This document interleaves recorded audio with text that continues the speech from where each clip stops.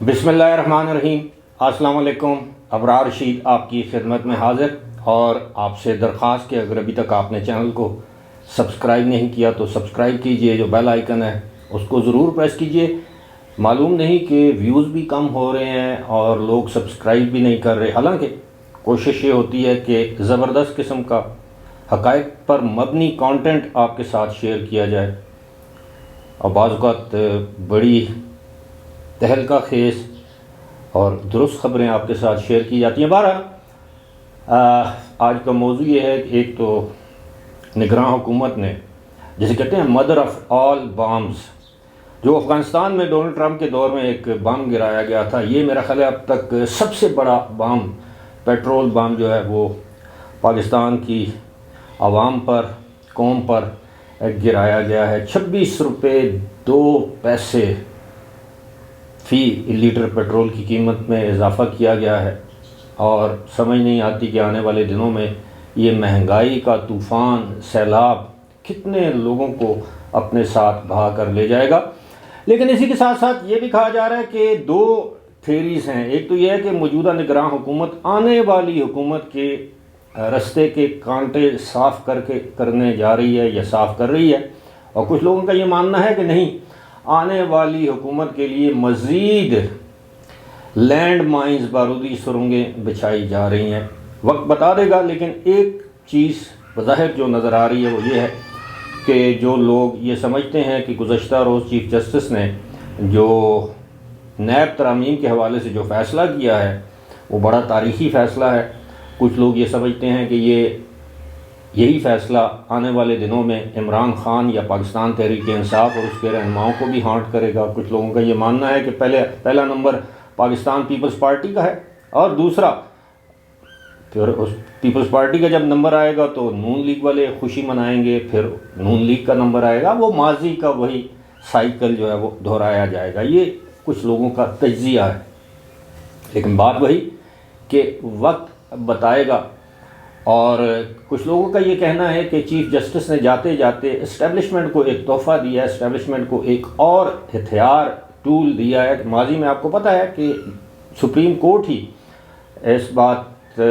یہ بات کہہ چکی ہے کہ نیب کا جو ادارہ ہے اسے پولیٹیکل انجینئرنگ کے لیے ایز اے ٹول استعمال کیا گیا ہے، اور اب بھی استعمال کیا جائے گا۔ ظاہر ہے جو کیسز کھلے ہیں، جو لوگ 10 12 15 سال سے یہ کیسز بھگت رہے ہیں وہ بھگتتے رہیں گے۔ جو آنے والے لوگ ہیں،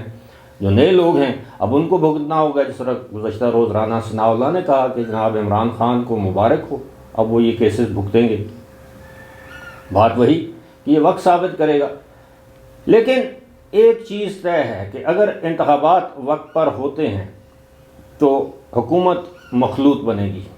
اسی طرح 10 12 جماعتوں کا ایک ملحوبہ کہہ لیں یا مکس اچار کہہ لیں، جو بھی آپ اس کو نام دے دیں، لیکن یہ اس ملک کی میں سمجھتا ہوں، ذاتی طور پر میں یہ سمجھتا ہوں کہ یہ اس ملک کی بدقسمتی ہوگی اگر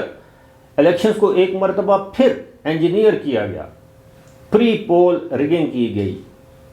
پولنگ والے دن بازو مروڑے گئے۔ مطلب پاکستان کے مسائل کا حل جو ہے وہ میں نہیں، ہر ذی شعور انسان یہ سمجھتا ہے، آئین کو ماننے والا شخص یہ سمجھتا ہے کہ پاکستان میں کم از کم دوسری مرتبہ، ایک 1970 کے انتخابات اور اب دوسری مرتبہ آزادانہ، شفاف، منصفانہ انتخابات کرا دیجیے۔ یہ اس ملک کے حق میں بہتر ہوگا۔ پی ٹی آئی کی حکومت، پی ٹی آئی اکثریت میں آتی ہے، پی ٹی آئی کو حکومت بنانے دیجیے۔ پیپلز پارٹی، نون لیگ، جو بھی جماعت نیچرل طریقے سے عوام کی نمائندہ منتخب ہوتی ہے اس کو عوام کی خدمت کرنے دیجیے، ورنہ ماضی کے تجربات ہمیں یہی بتاتے ہیں کہ جناب وہی غلطیاں ہم بار بار کرتے ہیں، وہی دہراتے ہیں، اس کا نتیجہ بھی وہی نکلتا ہے۔ اس کا نتیجہ قطعی طور پر مختلف ہو ہی نہیں سکتا۔ اب وہی جو مرفیز لا والی بات آ جاتی ہے، خیر کوئی فلسافیکل باتیں نہیں کرنا چاہتا، جو گراؤنڈ ریالٹی ہے وہ یہی ہے کہ ایک مرتبہ پھر اب اس طرح کے اشارے مل رہے ہیں کہ شاید اسٹیبلشمنٹ کچھ ایسا بندوبست کرنے جا رہی ہے کہ سندھ میں اس کی مرضی کی حکومت آئے، پیپلز پارٹی کا راستہ روکا جائے، بلوچستان میں اس کی مرضی کی حکومت آئے، پنجاب میں اس کی مرضی کی حکومت آئے، خیبر پختونخوا میں اس کی مرضی کی حکومت آئے، یہاں تک کہ مرکز میں بھی ایک ایسی حکومت آئے جو کہ ٹھیک ہے اسٹیبلشمنٹ کے ساتھ ایک پیج پہ ہونا کوئی جرم کی بات نہیں ہے، یہ تو اچھی بات ہے، ملک کے لیے اچھی بات ہے۔ لیکن یہ جو ابھی فیصلے کیے جا رہے ہیں، مثال کے طور پر جب مہنگائی ہوگی تو یہ جو مہنگائی کے پسے ہوئے لوگ ہیں انہوں نے معاف کسی کو نہیں کرنا، اور عین ممکن ہے لوگ الیکشن میں ووٹ دینے کے لیے باہر ہی نہ جائیں کہ جناب اس ملک میں الیکشن کا کیا فائدہ۔ اور پھر یہ بھی کچھ لوگ یہ سمجھتے ہیں کہ شاید یہ جو موجودہ سیٹ اپ ہے اسی کو طول دے دیا جائے، کیونکہ اس وقت سوائے ایک آدھ دو پولیٹیکل پارٹیز کے کوئی سیاسی جماعت نہیں چاہتی کہ الیکشنز ہوں، کیونکہ انہیں اپنے کیے کا انجام سامنے نظر آ رہا ہے، رائٹنگ آن دا وال جسے کہتے ہیں نا، دیوار پہ لکھا نظر آ رہا ہے کہ شکست ان کا مقدر بنے گی۔ کوئی معجزہ ہو جائے میاں نواز شریف کے آنے کے بعد، کوئی حالات بدل جائیں تو الگ بات ہے، لیکن عوام اس وقت سخت متنفر ہے۔ پتہ نہیں یہ بائی ڈیزائن کیا گیا کہ سیاستدانوں سے متنفر ہیں۔ صرف دو سیاسی جماعتیں ہیں، ایک پاکستان پیپلز پارٹی، دوسری پاکستان تحریک انصاف، جو چاہتے ہیں کہ جلد از جلد ملک میں انتخابات ہوں اور شفاف، صاف ستھرے، آزادانہ، اس طرح کے آزادانہ نہیں جس طرح 97 میں ہوئے، جس طرح 2017 میں ہوئے۔ 97 کے انتخابات بھی ہمیں یاد ہیں، سیکیورٹی اہلکار پکڑ پکڑ کے لوگوں کو کہتے تھے شیر پر مور لگاؤ۔ وہی صورتحال پھر 2018 کے انتخابات میں ہوئی کہ بلے پر مور لگاؤ۔ تو کیا ہوا؟ ایک ان نیچرل طریقے سے ہائیبرڈ رجیم جب آپ اقتدار میں لے کے آتے ہیں تو پھر وہی ہوتا ہے جو ہوا۔ تو اب میں یہ سمجھتا ہوں ذاتی طور پر کہ آنے والے دنوں میں کم از کم مجھے مہنگائی کا جن قابو ہوتے نظر نہیں آتا، کیونکہ موجودہ حکومت کے پاس پلان ہی نہیں ہے۔ جس ملک کی وزیر خزانہ جو کہ گورنر اسٹیٹ بینک بھی رہ چکی ہوں، وہ ایک تقریب میں سرعام یہ کہہ دیں کہ مجھے تو پتہ ہی نہیں تھا کہ پاکستان کے اقتصادی حالات اتنے دگرگوں ہیں، اس ملک کی اکنامک سمت یا ڈائریکشن کیسے چینج ہوگی؟ چند دن یہ ڈھنڈورا پیٹا گیا کہ جناب $100 بلین کی انویسٹمنٹ آ رہی ہے، سعودی وزیر اعظم یا ولی عہد وہاں سے آئیں گے پاکستان میں، وہ چلے گئے۔ آپ کو پتہ ہے انڈیا جا کر انہوں نے باقاعدہ ایک MOU سائن کیا کہ انڈیا کو یورپ تک وہ راہداری دیں گے، ہمارے سی پیک کا توڑ انہوں نے نکالا، اور ہم کہاں ہیں؟ وہی پھر 1 سال بعد 6 مہینے بعد ہمارا آرمی چیف یا کوئی اور بندہ کوئی جائے گا ان کے پاس کشکول لے کر، جناب $2 بلین اور دے دے، اور وہ آپ کو تڑپا کے ناک کی لکیریں نکلوا کر آپ کو وہ پیسے دیں گے، اور پھر وہ جسے کہتے ہیں نا ایڈہاکزم پر آپ کا ملک چلے گا۔ ذرا سوچئے 326 روپے، پتہ نہیں اس سے بھی زیادہ، 331 روپے پیٹرول کی قیمت ہو گئی ہے، جس سے وابستہ ہے ہر چیز، کھانے پینے کی اشیاء مہنگی ہوں گی، بجلی کے بل انسان دے نہیں سکتا،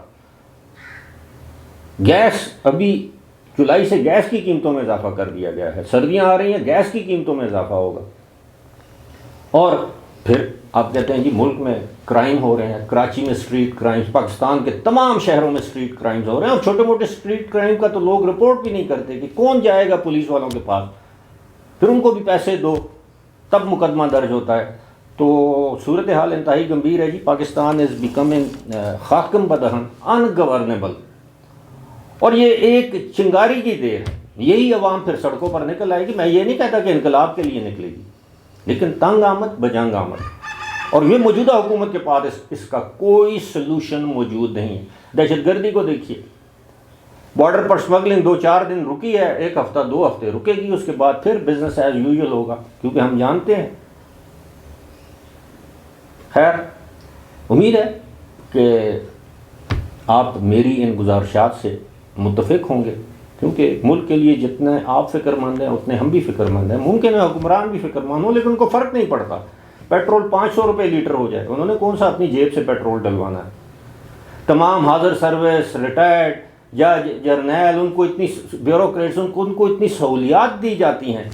کہ ان کو فرق ہی نہیں پڑتا۔ فرق پڑتا ہے ہم جیسے تنخواہ دار لوگوں کو۔ جن کا کوئی اور کام بھی نہیں ہے، بزنس بھی نہیں ہے، اور مہنگائی ہے کہ دن بدن آسمان کو چھو رہی ہے۔ بہرحال اللہ سے ایک ہی دعا ہے کہ اللہ تعالیٰ پاکستان کے ہر قسم کے حالات کے حوالے سے پاکستان پر رحم کرے، اللہ تعالیٰ پاکستان کو ہر قسم کی آفت سے بچا کے رکھے، اور یہ پاکستان کی یہ جو مخدوش ترین اکنامک کنڈیشن ہے، اللہ تعالیٰ اس میں بہتری لائے، آمین۔ فی الحال مجھے دیجیے اجازت، خدا حافظ۔